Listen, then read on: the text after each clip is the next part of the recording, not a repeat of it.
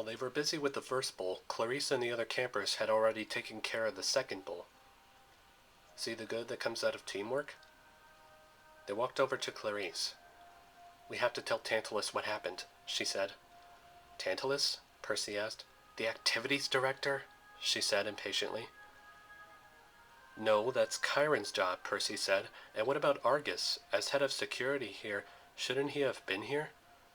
"Argus got fired," she told him. "You've been away too long. Things have changed." "But Chiron's been at this job forever," Percy said. "What happened?" "That happened," Clarice said, pointing to the pine tree. The leaves were yellow, and some green ooze poured out from the trunk.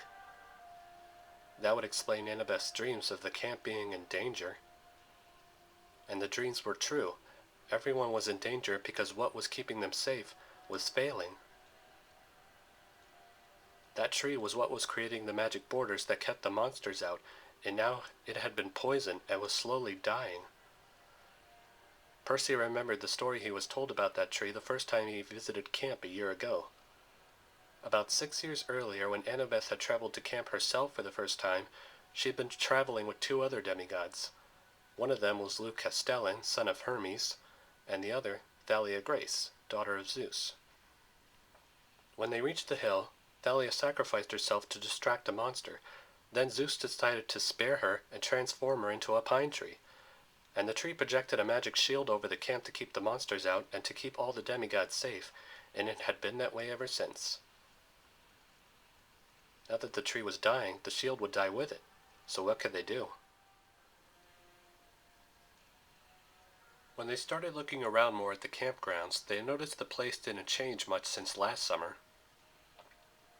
The blue house didn't change much, or the arena, the armory, the beach, the woods, the rock-climbing wall with lava pouring out of the side, or even the 12 cabins that each represented the 12 Olympian gods. The only thing that wasn't right was that some of the grass was turning yellow, and there were some fire marks around the place. Somebody had messed with Percy's favorite place in the world, and he wasn't happy at all. They went into the blue house and found a middle-aged centaur packing bags. Chiron, the trainer of heroes. Percy had met him a while back. Back before he learned he was a demigod, Chiron had posed as his Latin teacher and magically disguised himself as a handicap in a wheelchair. Long story. "Percy, my goodness, you've grown," he said. "Clarice said you got fired," Percy said.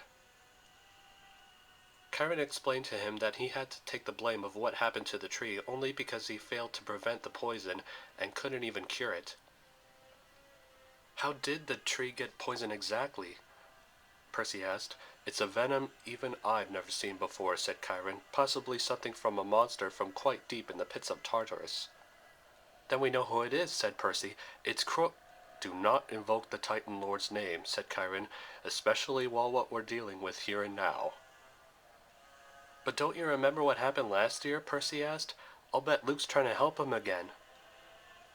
"Perhaps, but the tree has only a few weeks left, and the whole camp itself is dying," Chiron said. "The only source of magic that would reverse it is something that was lost centuries ago." "Well, what is it? Let's go find it," Percy said. Chiron put his hand on Percy's shoulder. "Percy, you must promise me you will not act rashly," he said. "I told your mother it wasn't safe to come here, but now that you are here, you should stay and not leave." "But why? I want to help," Percy said. "I can't just sit here and do nothing." "We can't risk you falling into any traps the Titan Lord may have for you." It was true. Percy remembered last year his quest to seek the Master Bolt was all because Kronos controlled Luke Castellan to steal it. And Luke tried to kill Percy afterwards. You would have thought Kronos had learned a lot from being trapped in Tartarus all that time. But since he was immortal, he would never rest to get revenge. But it had to be Kronos. No one else would be that low just to poison Thalia's tree. Of course, Kronos couldn't act on his own, but he was good at connecting with and twisting people's minds to do his dirty work like he did with Luke. He was even able to get hold of Ares, the war god. "I'll send a message to your mother that you are safe, Percy," said Chiron, "and remember this, you are in danger, and don't think the Titan Lord has forgotten you." With that, he walked out of the room, leaving the house and leaving the camp.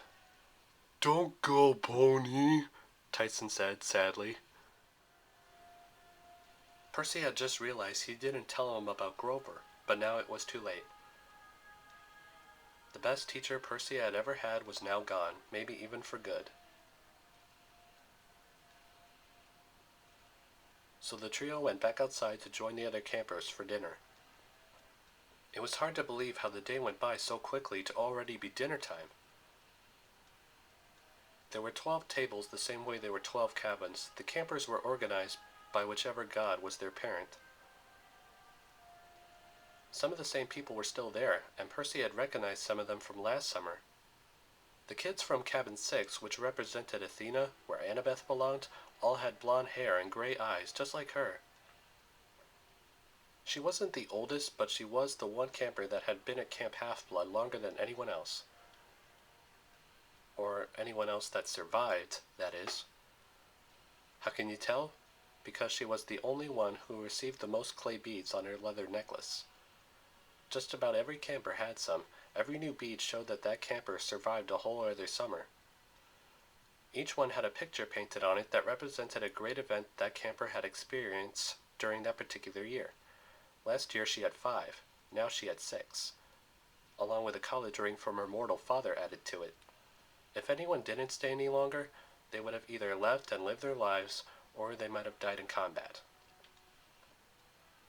The Hermes cabin was the most crowded, but not all the kids who stayed there were Hermes kids. Because Hermes was a god of travelers, he didn't mind taking in other demigods until they were claimed.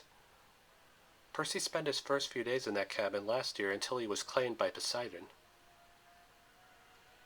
Luke Castellan had been the cabin's head counselor, at least until last year's incident, and he ran away.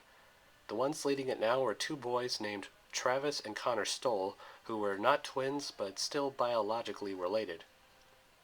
They were both tall, had brown hair, and had that same elfish look all of Hermes kids had. The Hephaestus cabin was led by an African-American boy named Charles Beckendorf. He was 15, tall, a real nice guy, and could make just about anything you name with any piece of metal. Everyone just kept calling him Beckendorf. Nobody ever called him Charles or Charlie or Chuck. The Aphrodite cabin was filled with a bunch of girls who all looked so good you would have thought they were supermodels. The cabin was led by a girl named Selena Beauregard. She had dark hair, blue eyes, was slim, very cute, and much nicer than the others. The Ares cabin had a lot of kids who all chose to be bullies, and was led by Clarice. Not to mention someone stuck a sign on her back that said, "You moo, girl," and no one said anything. The Apollo cabin wasn't much, or the Dionysus cabin, or even the Demeter cabin. As far as anyone knew, Zeus didn't have any kids since Thalia Grace's little accident, and there were no children in the Hera cabin, or the Artemis cabin, because, well, long story. As for the Poseidon table, Percy was the only one there. Reasons for that was because, truthfully, Percy was born by mistake. During the World War II, his father made a promise with his brothers, Zeus and Hades, which he and Zeus had already broken, to never have children again. That was because children of the Big Three are a lot more powerful than other demigods, and could cause a lot more danger. Which explained Thalia Grace's little accident, and one of the biggest reasons why Kronos was after Percy. "Who invited that?" said one of the Apollo kids. Lucky for them, Percy didn't catch who said it. Then Percy's attention was caught by a familiar voice from the head table. "Well, if it isn't Peter Johnson." It was the camp's director, Dionysus, the god of wine. Or as the campers called him, Mr. D. Mr. D was grounded by his father Zeus for chasing wood nymphs, so he was made the camp's director until otherwise. It's Percy Jackson, sir, said Percy. As they say these days, whatever, said Mr. D. Next to him was a pale-faced man Percy had never seen before, with messy gray hair, and he looked kind of miserable and hungry. He was dressed in an orange prisoner's jumpsuit with the number 0001. Tantalus, Chiron's replacement. This is Poseidon's child, Mr. D told him. You'll need to watch him.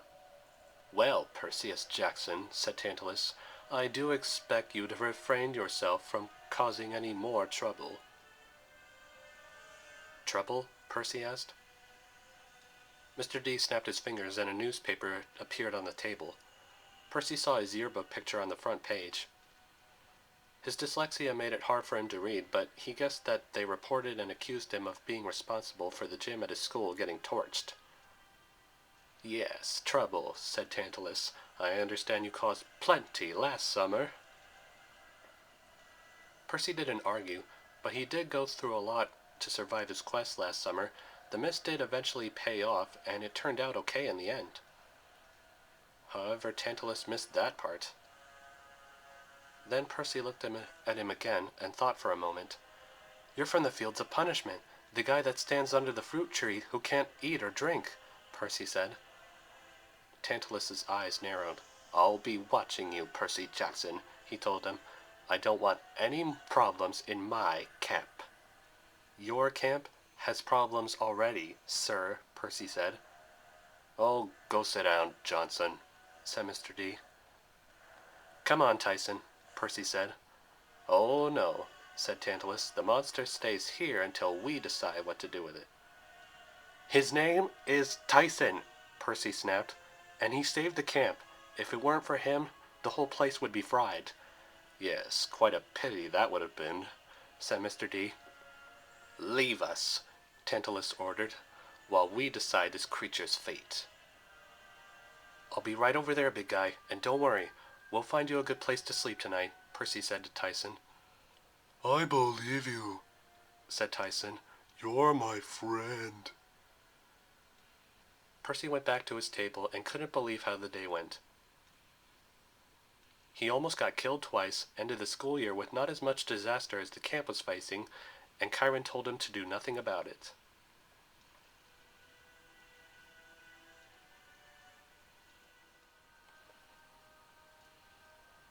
When he finished his pizza, he threw away the remains in a burning bronze brazier. Oh, Poseidon, please accept my offering, and send some help while you're at it, he prayed silently. Then he noticed the smell of the fire changed to what smelled like a breeze of seawater. It was hard to tell if that meant Poseidon was listening, but Percy just went back to his seat.